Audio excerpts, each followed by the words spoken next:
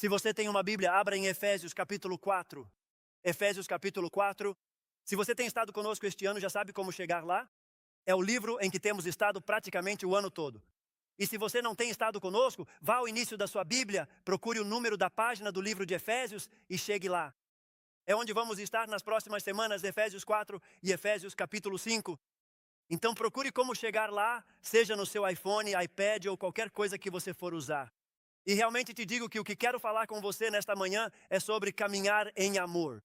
Quantos de vocês, e uma das coisas que eu gosto e quero que vocês saibam, uma das razões pelas quais eu gosto de uma igreja que responde é porque, cara, há pessoas à sua esquerda, pessoas à sua direita, há alguém no seu assento que está lutando na vida. Alguém mais pode confirmar isso?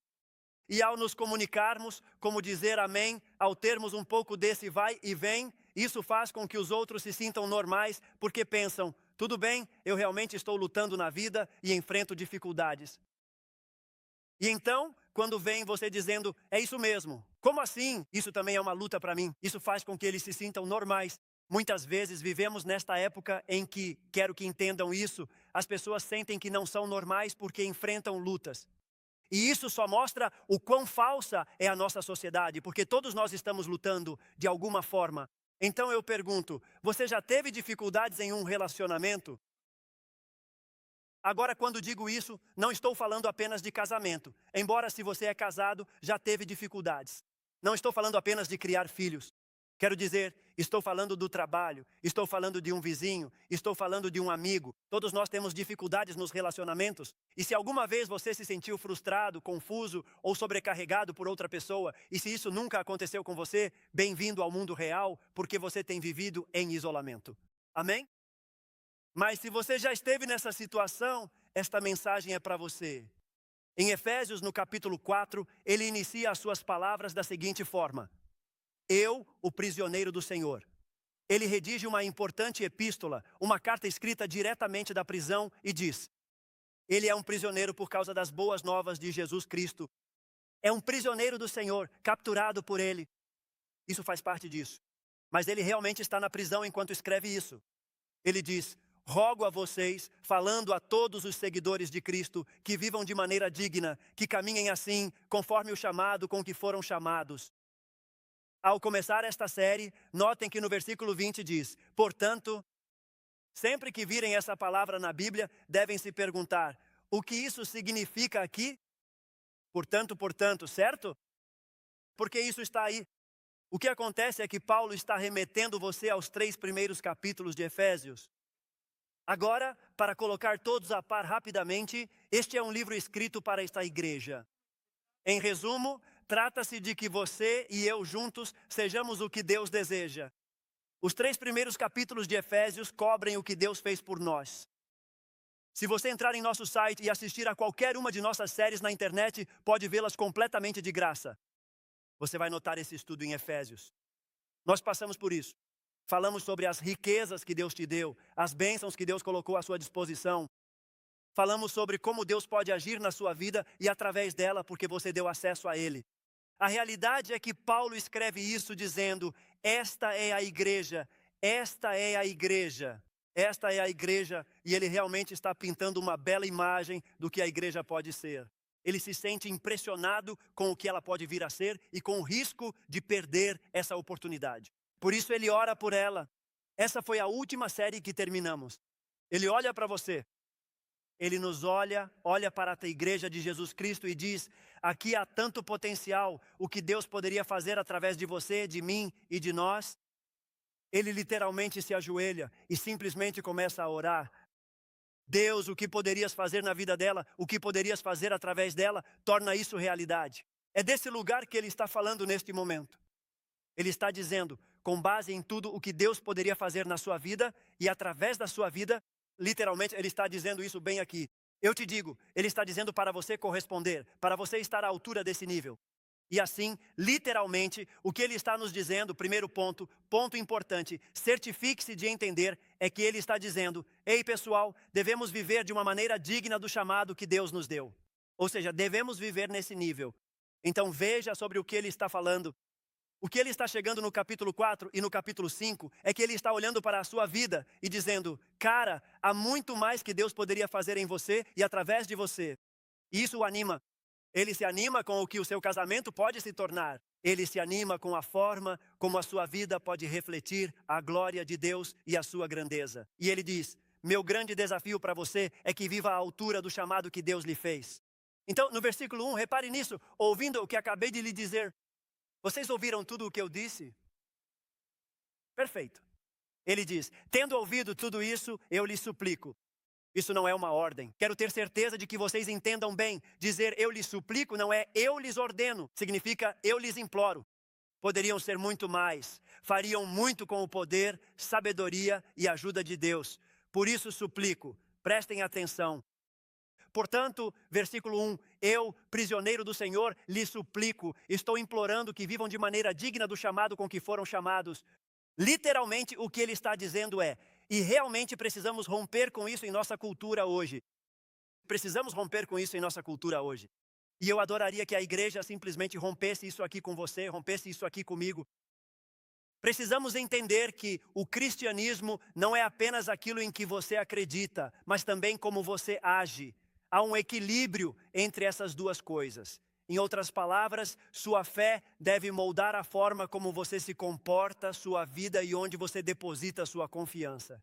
E isso deveria impactar as respostas da sua vida. Você poderia dizer dessa maneira: se eu estivesse anotando, eu escreveria o que estou prestes a dizer. Então, o que vou fazer é realizar uma obra milagrosa e falar mais devagar para que você possa anotar. Estão prontos para isso? Deixe que o seu desempenho corresponda à sua profissão de fé.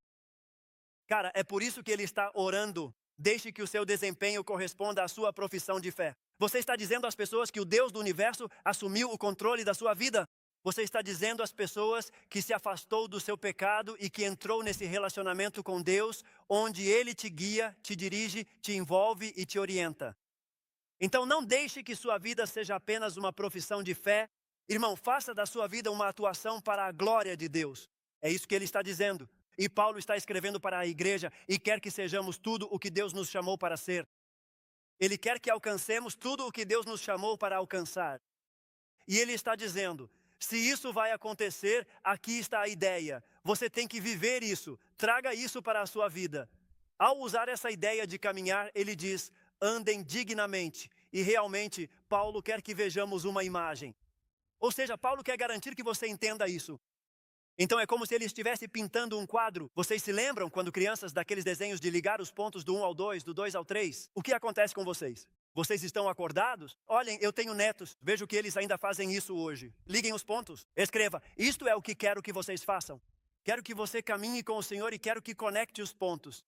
Quero que você una isso para que a imagem, ouçam, a imagem que Deus pintou para a igreja se torne realidade em você ao caminhar com o Senhor e ligar os pontos na sua vida. É isso que ele está nos dizendo. Anotem isso. É um grande versículo. Colossenses 2:6. A Bíblia diz, assim como vocês receberam Cristo Jesus, o Senhor, assim também andem nele. E o que está dizendo é, pense nisso por um momento, você chega a Cristo por meio da fé. Em outras palavras, a única maneira de ser cristão é colocando sua fé no fato de que Cristo veio a esta terra. Ele tomou a ira, a dor, o castigo pelos seus pecados para que você nunca precisasse fazer isso. Você coloca sua fé nisso. Ele diz, a mesma fé que você colocou em Deus para que Ele perdoasse seus pecados e o levasse a um relacionamento com Ele, coloque em tudo o mais que Ele te chama para fazer, crendo que Deus pode produzir em sua vida o que precisa ser produzido. Então, ao ver a palavra caminhar, ele diz isto, viva a sua vida diária da maneira que Deus quer que você viva. Na verdade, quem está anotando, anote isso. Caminhar com alguém implica um acordo. Literalmente implica essa consistência. Ouça essa palavra bem aí. Consistência de interesses, consistência de metas, consistência de propósito. Em outras palavras, sua vida vai caminhar em uma consistência de pleno acordo, uma consistência de interesses, uma consistência de objetivos e propósitos com o nosso Senhor Jesus Cristo. É isso que você vai fazer. E quando você estudar Efésios 4 e Efésios 5, nós vamos percorrer essa série e ele realmente aprofunda sobre como vivemos essa vida. Vamos aprender mais nesta série sobre como viver, mas ele vai se envolver nos nossos assuntos e no nosso casamento. Ajuda-me, Jesus. Vamos lá, não é? Tudo bem, muito bem, ainda é cedo. Estamos bem. Em segundo lugar, ele vai se envolver na sua criação de filhos. Ou seja, ele se envolve em muitas áreas da sua vida, neste capítulo em particular. Mas o tema dos capítulos 4 e 5 é caminhar. Na verdade, se você vir essa palavra caminhar e estiver com uma Bíblia, seja no iPhone, iPad, dê 2 toques, ou uma Bíblia física, circule, faça isso. Porque ela aparece 5 vezes nesses 2 capítulos. Ele diz caminhar e depois explica, caminhar e depois explica. Ele realmente quer que você entenda isso. Por essa razão, esses capítulos se chamam Caminhe Assim. Nos primeiros 16 versículos, especificamente no capítulo 4, ele está nos falando sobre caminhar em unidade. É disso que realmente trata este capítulo, em grande parte. Ele está tentando dizer, olhem pessoal, vocês precisam viver essa vida cristã para serem e alcançarem tudo o que Deus quer que vocês sejam. E a maneira de fazer isso é em unidade. No versículo 3, veja o que ele diz, esforçando-se. Pense nisso por um momento. Esforçando-se para preservar a unidade do Espírito no vínculo da paz. No versículo 13 que também diz, até que todos cheguemos à unidade da fé. Unidade significa, prestem bem atenção ao que vem a seguir, significa ser um só. Isso significa unidade. Significa ser um só. Significa estar de acordo. Pensem nisso, entendemos bem isso em nossa cultura, mas às vezes esquecemos. Ou seja, quando pensamos em um casamento, sejamos honestos entre nós. A maioria de nós, quando se trata de um casamento, pensa nas coisas erradas. Porque quando você pensa em um casamento, muitas mulheres aqui, não acho que os homens tanto, mas muitas de vocês, mulheres, o que pensam é no vestido. E se você não acredita que o vestido e a noiva devem se destacar em um casamento, todos os homens se vestem igual. Pense nisso. Talvez deixem o noivo se safar e digam, tudo bem, você pode usar um colete diferente. Tudo bem, você pode usar uma gravata diferente. Algo assim, não é? Você tenta arrumar os caras e depois veste as garotas com o vestido mais feio que encontrar, mas escolhe uma cor bonita pela cor bonita no seu casamento. Aí você caminha pelo corredor central de vestido. Vamos lá, acertei ou não? E talvez alguns digam, eu nunca penso no vestido de um casamento. Bom, mas se você pensa no bolo, não é? Fico me perguntando que bolo vai ter e se vai estar gostoso. Vocês estão sendo muito ridículos esta manhã. É brincadeira? Vai ter só aperitivos na recepção? Vai ter uma refeição? Eu quero uma refeição. E que tipo de sobremesas vamos ter? E é bom que o bolo seja bom. Pensamos assim, mas na verdade, um casamento é sobre 2 se tornando um só. Isso é um casamento. Pense bem, são 2 pessoas que se reúnem e chegam a esse acordo. 2 pessoas se unem concordando em algo. Vou pegar toda a minha vida, vou conectá-la à sua. Vou pegar minha vida e uni-la à sua. Isso é o casamento, é disso que se trata esta cerimônia. É disso que tudo isso se trata. Por isso Deus, e não o governo, instituiu o casamento. Vou pegar toda a minha vida e vou conectá-la à sua. Vou pegar toda a minha vida e vou conectá-la à sua. É disso que ele fala aqui. Ele está dizendo que na igreja de Jesus Cristo, o que nós fizemos foi colocar nossa fé em Jesus e Deus conectou inteiramente toda a nossa vida. Isso é literalmente o que é. Isso é o que é a igreja. Independente do seu passado, onde esteve ou o que fez, Cristo te salvou, te trouxe para a família de Deus e agora estamos todos conectados e focados no propósito para o qual Deus nos chamou. A Bíblia ensina que os seguidores de Cristo devem caminhar juntos. Para isso serve a igreja local. Ouço tanta negatividade sobre ela. Há quem diga coisas ridículas como que a igreja local nem aparece na Bíblia. É a igreja universal, não é? Não é verdade, nem de longe é verdade. Ao estudar a Bíblia, vemos igrejas em Jerusalém e Antioquia. Alguns são tão mente aberta que o cérebro deles caiu. Só estou dizendo que isso é uma loucura, pessoal. Deus quer conectar os seus crentes.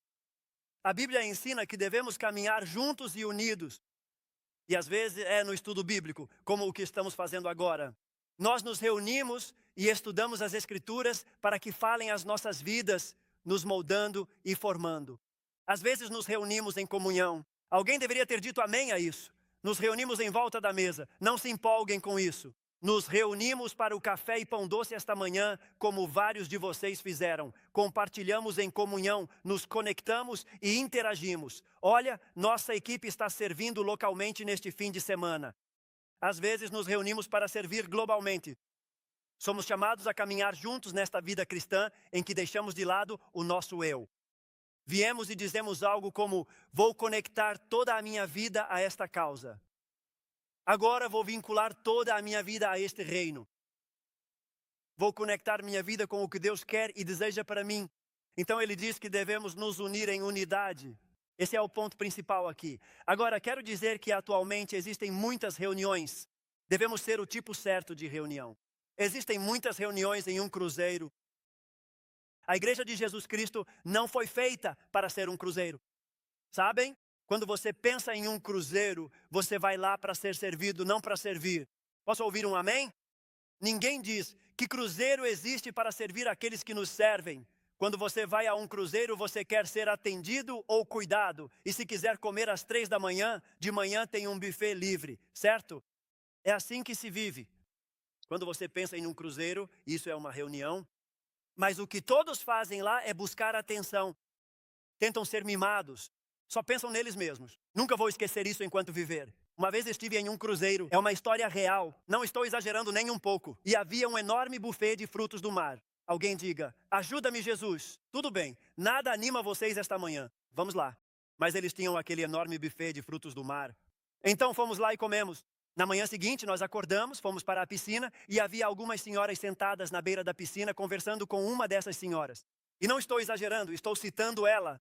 Ela disse: vou ser sincera, fiquei decepcionada com o tamanho dos camarões ontem à noite. Ela disse: estou extremamente decepcionada, não acredito que se pague tanto por esse cruzeiro que supostamente é de luxo. Deveriam ser melhores do que esses aqui. Não entendo como se paga tanto para vir aqui e servirem camarões desse tamanho, sendo que eu achava que era um buffet livre. Quer dizer, coma mais 8 pedaços para compensar o pedaço pequeno que você não gostou. Ajuda-me em nome de Jesus. Mas do que é que você está falando? Mas fazemos essas coisas na igreja o tempo todo. Viemos aqui e dizemos: quem dera cantassem esse tipo de música, e quem dera usassem esse tipo de roupa, e quem dera fizessem as coisas assim e assado, como se estivéssemos aqui para sermos servidos, onde todos fazem o que você quer e do jeito que você quer. Viemos para a agenda de Deus pensando em nós mesmos, o que não é a sua agenda, pois Deus pensa em seu reino e em um mundo perdido e moribundo. Não somos um cruzeiro, mas sim um navio de guerra. Precisamos nos unir, nos preparar e planejar. Precisamos trabalhar e servir, sabendo que não se trata apenas de nós, é pelo seu reino e para avançá-lo no mundo através do poder de Deus. E como uma vida pode ser transformada, precisamos saber disso. Agora quero tomar um momento para abordar algo, porque às vezes ouço isso e minha responsabilidade é trazer clareza à igreja como pastor da igreja. Isso não significa que todas as denominações cristãs ou cristãos que professam a fé devam estar unidos juntos. Não interpretem isso mal. E você diz: o que você quer dizer, pastor? Me escute. Nem todas as igrejas podem ser uma só, porque algumas igrejas não ensinam toda a verdade. E o fato de você colocar uma placa do lado de fora dizendo igreja não te torna uma igreja do Deus vivo. Anote isso. Quero ter certeza de que vocês entendam isso. O fato de você dizer Jesus não significa que você está adorando a Jesus. O fato de alguém te dizer: irmão, eu também amo e adoro a Jesus, não significa necessariamente que isso seja verdade. Mas em Lucas capítulo 4, a Bíblia ensina, ouçam com atenção, que Satanás passou um tempo com Jesus e tentou se associar com Jesus. Em Lucas 4, Satanás se aproxima do Filho de Deus e diz: vamos nos associar, se você fizer isso, eu farei aquilo. Mas Jesus não aceitou nada, pois ele distorceu a verdade. Então, o que nos une é o simples, verdadeiro e fundamental Evangelho de Jesus Cristo. É isso que nos une. Permitam-me citar 1 Coríntios capítulo 15, versículos 3 e 4. Aqui encontramos a base da nossa união. Vejam o que diz. É o mesmo escritor de Efésios, pois lhes transmiti como de primeira importância o que também recebi, que Cristo morreu pelos nossos pecados. Vejam isto segundo as Escrituras. Isso é o fundamental.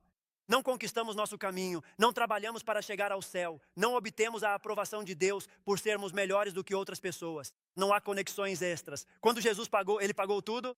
Ele pagou a pena, o castigo pelos pecados, para que você e eu nunca tivéssemos que fazê-lo. E toda a obra de Deus está concentrada em Jesus. Recebemos os benefícios das bênçãos graças à obra que Jesus Cristo fez por nós. A Bíblia ensina que Ele foi sepultado, enfrentou a morte. Quais são os seus grandes inimigos? o pecado e a morte. Como lemos, ele venceu o pecado e a morte por você. É isso mesmo? E depois diz, ressuscitou ao terceiro dia conforme as Escrituras. Isso é o que Deus fez por você. Essa é a base das boas novas de Jesus Cristo. Coloquei minha confiança não na minha capacidade de conquistar, trabalhar, obter ou alcançar o céu por conta própria. Coloco minha confiança na obra consumada que Jesus Cristo fez por mim. Quando ele enfrentou a morte na cruz, foi sepultado, pagando minha dívida, ressuscitou, mostrando-me que comprou minha liberdade do pecado, minha liberdade da morte, e nós nos unimos nessa verdade, e é uma grande verdade sobre a qual podemos nos unir.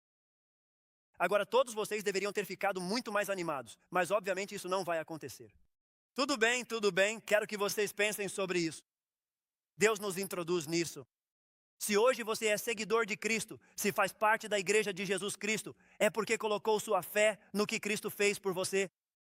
E agora ele diz, quero que vocês se unam para cumprir meus planos e propósitos nesta terra. E quando você pensa nisso, considere como tudo é diferente. Pense nisso por um momento. Pense em como uma igreja é diferente. Você percebe que há diversas origens? Ontem à noite conversei com alguém, várias pessoas se aproximaram de mim depois do culto. Ontem à noite 2 pessoas foram salvas. No sábado conversei com vários. Um veio da igreja episcopal e outro da metodista. E outra pessoa veio da igreja católica. Eles compartilhavam suas diferentes histórias e como chegaram ao verdadeiro conhecimento de Jesus Cristo. E eu lhes pergunto, como mantemos essa incrível unidade com tanta gente diferente em nossa igreja? Não é verdade?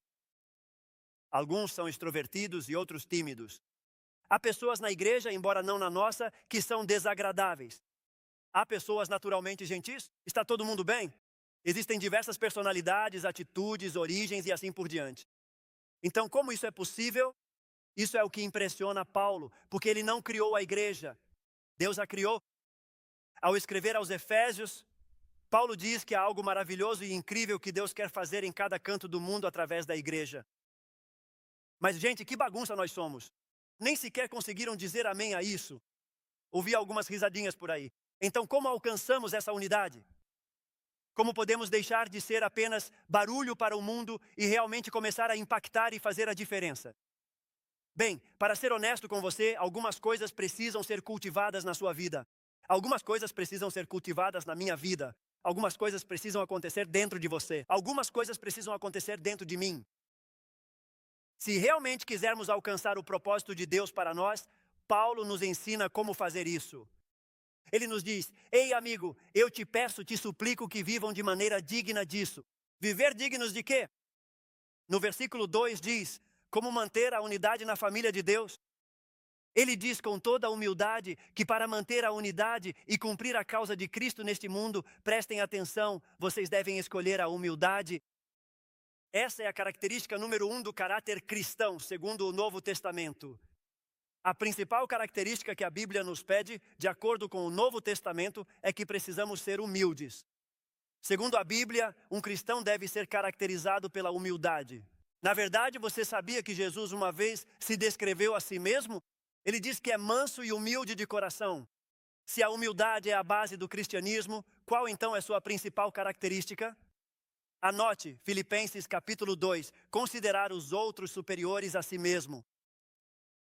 Esse é um ingrediente chave para cumprir o propósito de Deus nesta terra.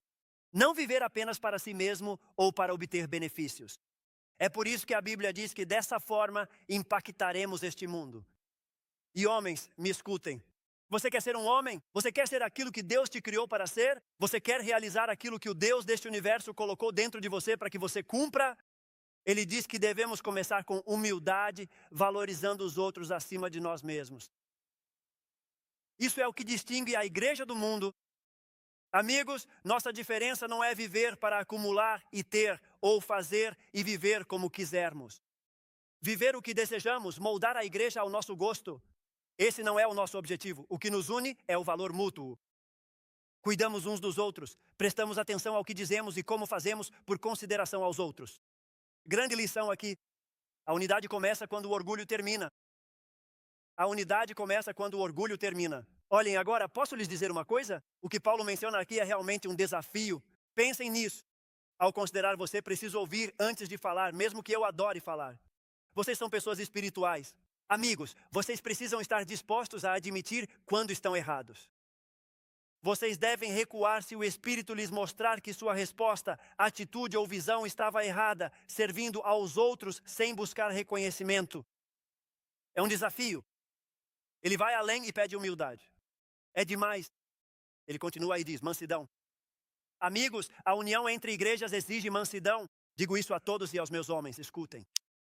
A mansidão não é fraqueza. Vamos garantir que entendamos isso rapidamente. Quero dizer, pensem em Jesus. Jesus disse ao povo, raça de víboras, sepulcros caiados, como pintar tudo bonito por fora, mas por dentro a corrupção. E isso aparece em suas palavras, atitudes e perspectivas. Então não pense que mansidão é fraqueza. Às vezes as pessoas pensam que ser manso significa deixar-se ser pisado. E a Bíblia diz, de jeito nenhum. Deixem-me explicar o que é mansidão. Significa um remédio calmante e era usado para descrever uma brisa suave e refrescante.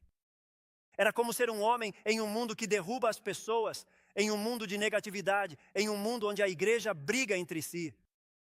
As pessoas ficam bravas, faltam com respeito e dizem coisas cruéis. Você não precisa ir ao mundo para encontrar pessoas más, pode encontrá-las na igreja. A Bíblia diz, a mansidão naqueles que se rendem a mim, me conhecem e vivem para mim. E sabe como isso é? Veja, o nosso mundo é como uma brisa fresca e suave que passa. Você já sentiu o calor sufocante no noroeste do Arkansas? De repente o vento se levanta, sopra aquela brisa, aparece um pouco de sombra e você pensa, cara, que alívio! A Bíblia ensina que seus seguidores deveriam ser um alívio para as pessoas neste mundo. Na verdade, ela descreve um cavalo domado e treinado, falando de poder sob controle. A pessoa verdadeiramente gentil é exatamente isso. Significa ter a língua sob controle. Precisamos de muito mais indivíduos com esse tipo de compromisso na igreja. Há muita gente que costuma dizer certas coisas e eu lhes digo que, de maneira absolutamente nenhuma, isso consegue refletir verdadeiramente o coração de Jesus Cristo em nossas igrejas. A mansidão é alguém que tem seu temperamento sob controle. A mansidão é alguém que tem sua ira sob controle. Ou seja, pense nisso. Isso não resolveria muitos dos problemas entre nós se cultivássemos o caráter de Cristo da mansidão? Mas veja, o desafio da mansidão é, eu preciso dizer a verdade, mas preciso dizê-la com bondade, preciso dizê-la com amor, preciso dizê-la com delicadeza, preciso responder às pessoas da maneira que Cristo gostaria que eu respondesse, em vez de responder do meu jeito. Vamos lá, não é verdade? Eu responderia assim, devemos ser pacientes, mostrando tolerância mútua em amor. A palavra significa, literalmente, sofrer por muito tempo. Ai, meu Deus santo. Vocês ouviram o que eu disse? Se vamos refletir Cristo em nossos relacionamentos, teremos que estar dispostos a suportar mais do que o normal, como quando alguém está a 45 numa área de 70, algo que me acontece toda semana no Arkansas, e eu vou atrás pensando, você poderia sair do meu caminho. E tenho vontade de buzinar. Sei que vocês não são assim, mas o pastor de vocês luta com isso. Me dá vontade de buzinar, encostar o carro e conversar gentilmente com eles para iluminá-los com um pouco de verdade. Vocês sabem do que estou falando? Às vezes quero tirar uma foto de uma placa e mandar para eles. Você me dá seu número? Né? Mas não, a Bíblia diz que devemos sofrer com paciência. Literalmente significa suportar um grande desconforto e comportamentos irritantes dos outros. Ouçam com muita atenção, sem explodir. Vocês estão sendo tão espirituais de verdade. Isso é paciência. Estivemos no aeroporto esta semana e acho que o Senhor quis se divertir um pouco comigo. Alguma vez o Senhor já se divertiu com você? Acho que às vezes Ele faz isso. Sei que o Senhor tem senso de humor porque você tem um. Você foi feito à imagem de Deus. Mas nunca fiquei tão irritado em um aeroporto tentando voltar para casa. Sério, as pessoas soltavam todo tipo de palavrão. Elas estavam irritadas. Os voos estavam atrasados e eles perdiam a cabeça. Não reclamavam num canto, faziam isso gritando, incomodando todo mundo publicamente. E eu estou pensando, ajuda-me Jesus, tenho que pregar no domingo. Então vamos lá. E no entanto a Bíblia nos diz que Jesus foi paciente. Deixa eu te fazer uma pergunta. Jesus foi paciente com você? Pense nisso. E por quanto tempo Deus teve paciência com você? Por quanto tempo Deus teve paciência comigo? A lição é esta, entenda bem isso. Os relacionamentos crescem quando se oferece graça. Essa é uma lição da Igreja de Jesus Cristo. Por exemplo, se você é casado e está passando por dificuldades, um princípio da palavra de Deus é que os relacionamentos crescem quando se oferece graça. E veja, para um casamento bem-sucedido, você vai precisar de muita graça no seu relacionamento. Todos vocês estão muito desconfortáveis esta manhã, então eu vou fazer isso por vocês.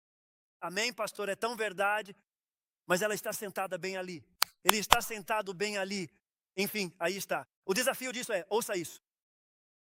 Você sabia que, na verdade, um seguidor de Cristo, mais do que qualquer outra pessoa no mundo, deveria entender as imperfeições da raça humana? Deveríamos encarar a vida sabendo que vou lidar com imperfeições no casamento. Vou lidar com imperfeições vindas dos meus filhos. Vou lidar com imperfeições no trabalho.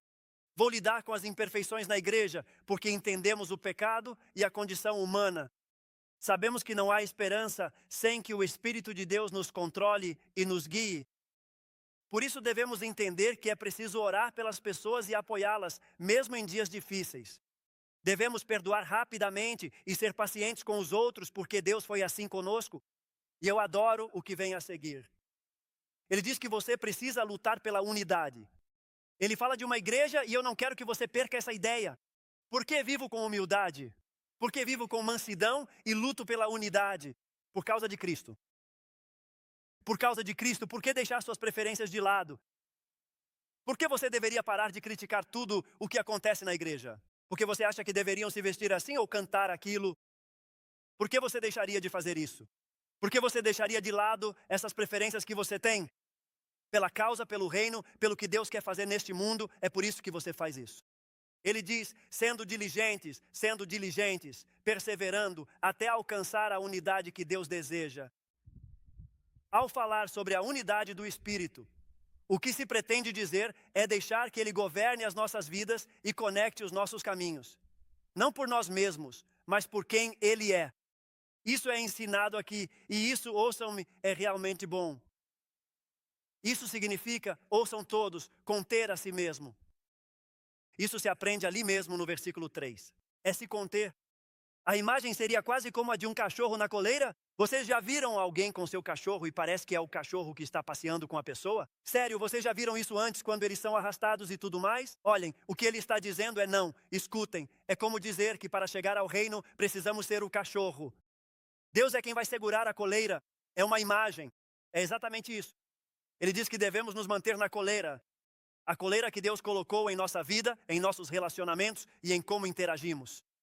E eu digo a vocês, isso mudou alguns casamentos nesse exato momento. Você pode dizer assim, olha, aquela palavra que você quer dizer, aquela resposta que você quer dar, aquela atitude que você quer ter, vamos lá, não é? Aquela mágoa a qual você continua se apegando, aquela indireta, aquele sarcasmo. Digo que não, o que Cristo faz é que eles mesmos se mantêm na coleira. Você não os obtém, mas sim a Ele, porque é Ele quem segura. Eles estão rendendo sua atitude, suas palavras, suas perspectivas, suas respostas. Eles estão se rendendo a Ele. Agora, de repente, ao contrário do mundo que anda solto. Você já viu um cachorro se soltar da coleira? Você já viu isso alguma vez? O caos correndo para todos os lados. Você já teve que correr atrás de um cachorro seu assim? E ele está dizendo que não, por causa do que Cristo estava fazendo. O mundo anda por aí agindo como louco. Não estão nada presos, não estão sendo guiados, não estão sendo, ouça, parecem ovelhas sem pastor. São como cachorros sem dono. São como um cachorro que deveria estar preso, mas está solto causando caos, porque nada o controla. Mas esse não é o seguidor de Cristo. Nós não somos assim. Não, amigo, nós estamos sujeitos, é como se estivéssemos conectados. Estou diante do Senhor Jesus Cristo. Isto é uma das coisas mais verdadeiras que vou te dizer. A prova de que sigo a Cristo não está no que eu digo. Diante do Senhor Jesus Cristo eu falo rápido, mas minha mente voa ainda mais. E muito frequentemente, onde realmente se demonstra que sou um seguidor de Cristo, é ao pensar em algo que quero responder para alguém. E Deus simplesmente puxa a coleira, não é? Só digo, amigo, eu não posso te contar as coisas que eu ouço. O que se diz, como se age e o que acontece na igreja hoje em nome e sob o disfarce de Jesus Cristo é absolutamente inacreditável. E só te digo, amigo, muitas vezes, minhas maiores vitórias na vida cristã não estão no que digo ou faço, mas sim no que não digo e no que não faço. Porque há muito de crise em mim, sabem? E quase todos os dias, todos os dias, melhor tirar o quase. Todos os dias preciso me controlar. Deixo o Espírito de Deus me guiar e me corrigir. É por isso que nos aprofundamos na palavra de Deus. É por isso que fazemos estudos bíblicos. É por isso que aprendemos juntos. Preciso que Deus me direcione, me controle e me guie para onde Ele quer que eu vá. Olha só, pessoal, um cachorro solto pode ser atropelado. Eles podem se perder para sempre. Saem sozinhos, fazem o que querem e nunca mais aparecem. Ficam por aí, fora de controle. Muita coisa ruim pode acontecer. Deus diz: aceite minha autoridade, deixe-me guiar e proteger você. Vou prover para você. Perceba que tudo isso vem do amor. Tudo vem do amor. E a lição é esta: a unidade não é natural, exige esforço. Entendam isso. Estou falando sério. Olhem, a realidade é que a unidade não acontece naturalmente. Ela exige esforço e esse é o desafio. Eu preciso aprender a rejeitar a fofoca. Se estou na coleira, preciso aprender a rejeitar essas coisas. Tenho que aprender a rejeitar conversas divisivas. Tenho que aprender a lidar com os conflitos de maneira bíblica e rápida. Anote Mateus 18 se você precisa saber sobre isso. Mateus 18. Procuro aquilo que une em vez do que divide. Para ajudar a todos, resumo esta mensagem assim. Aplique isso ao seu casamento e aos seus relacionamentos. Um lugar fundamental para testemunhar o poder transformador de Jesus Cristo é no seu casamento e no seu lar. E quero dizer a vocês, se conseguirem viver sua fé diante de sua esposa e filhos, ou de seu marido e filhos, será fácil viver sua fé no mundo. Se você vence em casa, vence em qualquer lugar. A Bíblia diz que Deus vê a família unida. Nós nos unimos à unidade na família, mas no caminho, quantos de vocês sabem? Nessa família, seja em casais ou na unidade de filhos, pais e primos, vocês sabem que o conflito pode entrar ali. Agora vejam, isso só mostra que vocês não estão comigo esta manhã. Como todos vocês bem sabem, nos relacionamentos, os conflitos podem acabar surgindo. Na verdade, estou em conflito com alguns de vocês agora mesmo, porque simplesmente não estão me dando nenhuma resposta. Vamos lá, sejam honestos aqui. E é exatamente isso que acontece. Ele entra. Segundo a Bíblia, o que deve acontecer é o seguinte: vocês sabem o que Deus fez? Vocês sabem o que Deus fez em um mundo de caos? Ele pegou e colocou embaixadores neste planeta, nesta rocha chamada Terra. Ele colocou embaixadores aqui que são chamados para ser pacificadores. É para isso que Ele nos chama. Por isso a Bíblia pede para manter a unidade do Espírito e o vínculo da paz. Devemos caminhar com Deus para sermos pacificadores, de modo que não lutemos contra a família, mas sim pela família. Esse é o objetivo aqui. Quando Deus coloca humildade e mansidão em você e te coloca na coleira da vida para te guiar, de repente sua vida passa de lutar contra a família para lutar pela família, porque Deus está te dirigindo. E você poderia dizer, bom, como eu chego a esse lugar? Anote isso. Gálatas capítulo 5, versículos 22 e 23. Há uma série sobre isso na igreja. Gálatas capítulo 5, versículo 22. A Bíblia diz que ao caminhar e passar tempo com Deus e ouvir sua voz, Ele produz fruto dentro de você. Também ensina que ao não ir ao Senhor, nem caminhar com Ele e seguir a carne, você faz o oposto dele. Mas quando aprendemos a caminhar e ser sensíveis a Deus, é disso que se trata. Caminhe assim. Ao aprender a interagir com Deus e aceitar sua orientação com mansidão e humildade, levo meu estresse, ansiedade e problemas diante dele, perguntando, Deus, como queres que eu responda?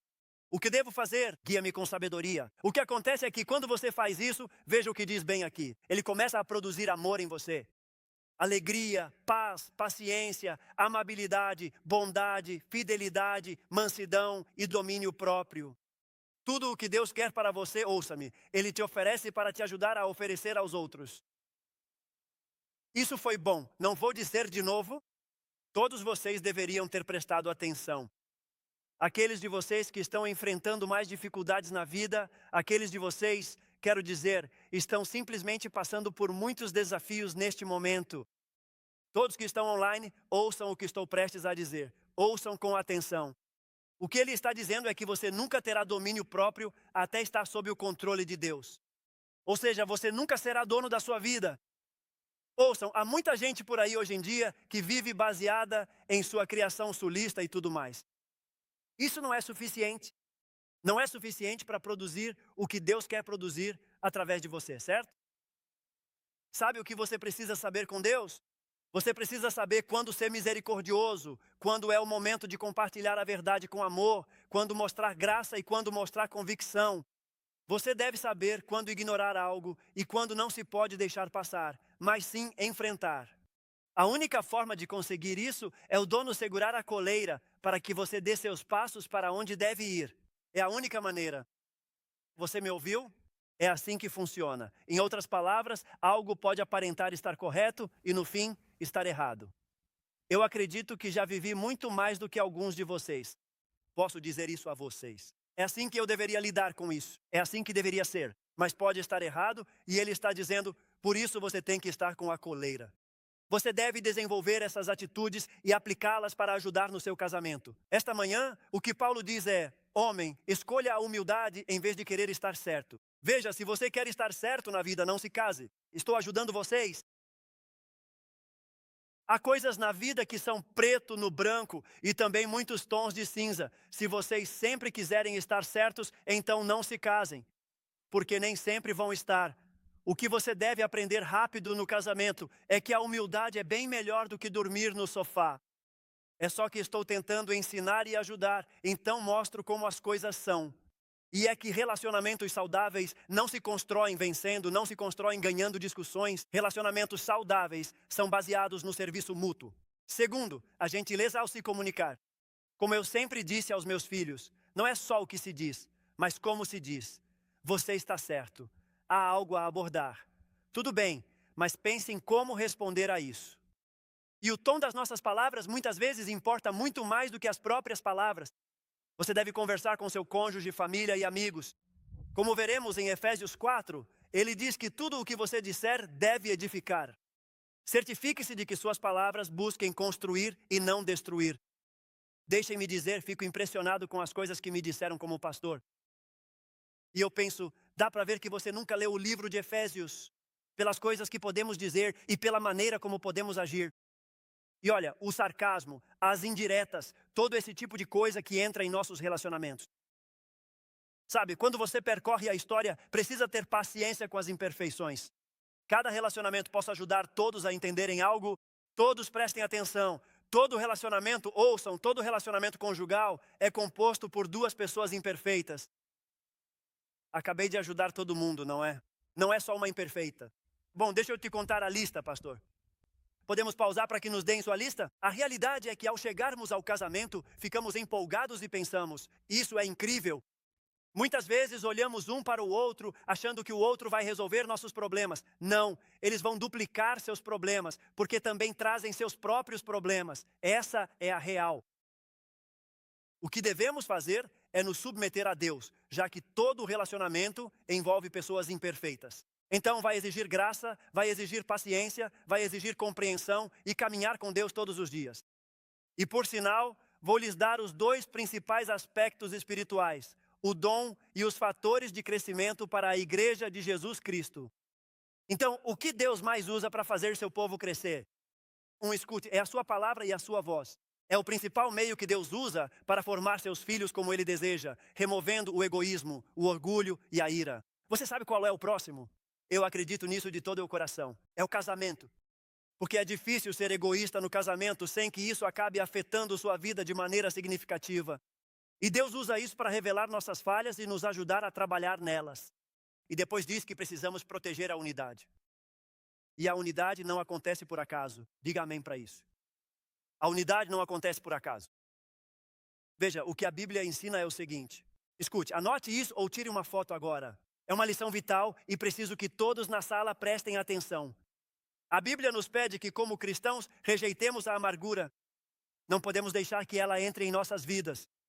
Quando percebemos que nossa raiva e frustração estão crescendo, escutem. Muitos de nós fofocamos com os outros, mas todos fofocamos em nossa própria mente.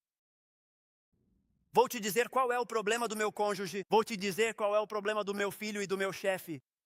Eu vou te contar. E continuamos falando e falando e falando. A Bíblia diz, rejeite a amargura e fofocas mentais. Não permita que mentiras sejam ditas. Deixe a verdade falar em sua vida. Eu digo, rejeitem a amargura e a fofoca. Parem de contar tudo. Vocês precisam rejeitar conflitos pendentes. Se você não consegue resolver, precisa buscar ajuda para enfrentar isso. Mas você não pode, um seguidor de Cristo não pode permitir que essas coisas se desenvolvam em seus pensamentos. Não permitam que essas coisas cresçam dentro de vocês, onde surgem as lutas e conflitos. Evitem que isso chegue ao seu âmago, porque isso vai arruinar completamente a sua vida. A Bíblia ensina que o homem segue a Cristo. Precisamos agir rápido, rápido em direção ao perdão e à reconciliação. Eu diria o seguinte: na orientação pré-nupcial, na última sessão, sempre digo, e ensinei isso a todos os conselheiros com quem trabalhei. Assim que perceberem que algo não está bem no relacionamento, que não está fluindo como deveria, vocês precisam vir. Sim, vocês precisam vir. Porque o difícil na orientação não é mostrar a eles um casamento bem-sucedido. Biblicamente, porque Deus deixou isso claro para nós, porque foi Ele quem instituiu. A parte difícil do casamento é ficar amargo e acreditar nas fofocas da sua cabeça. Você passa a ver essa pessoa como algo tirado de você, em vez de alguém que lhe foi dado. E tudo isso vai se desenvolvendo.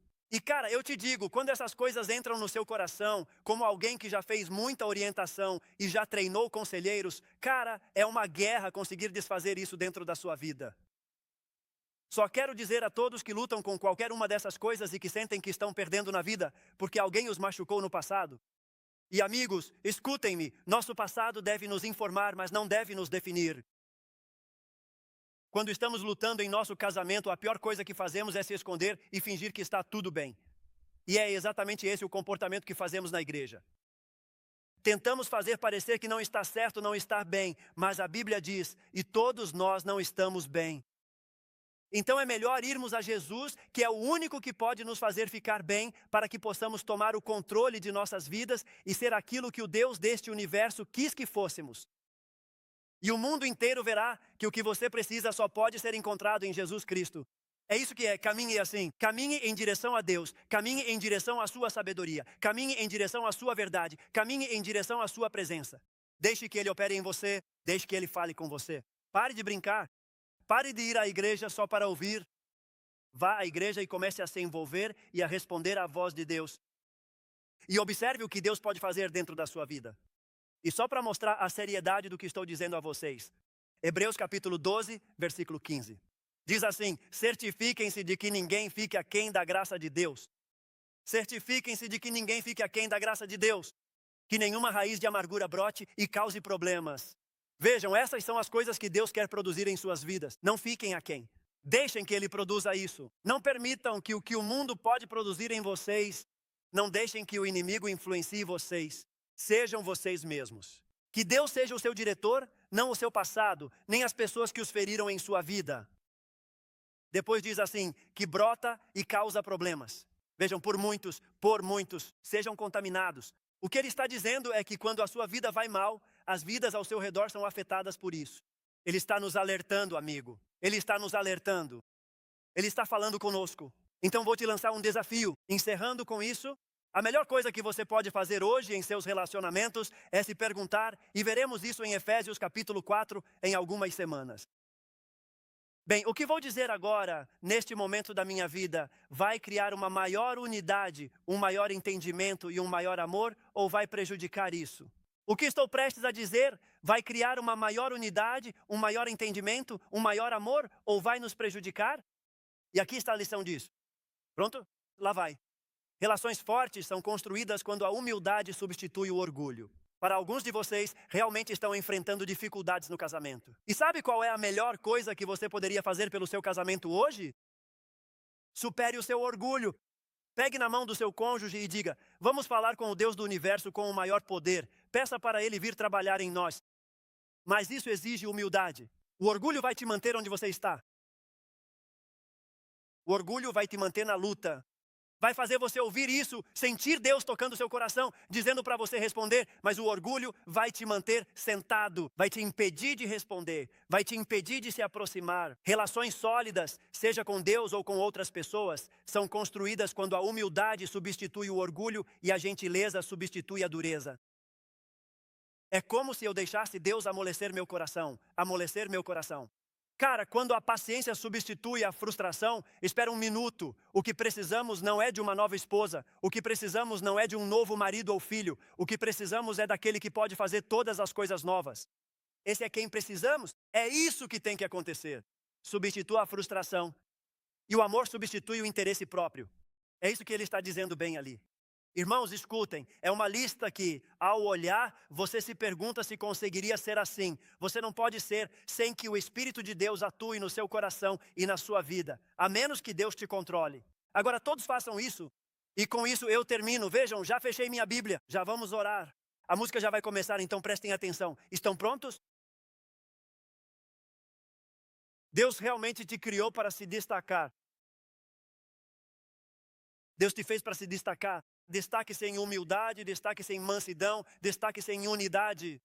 Deus nos fez para vivermos de maneira diferente, porque estamos sob o seu controle. Somos quem Ele quer que sejamos. Vamos onde Ele quer, fazemos o que Ele pede, e isso cria uma vida diferente. O mundo lá fora, em pleno caos, olha e diz: por que a sua vida é tão diferente?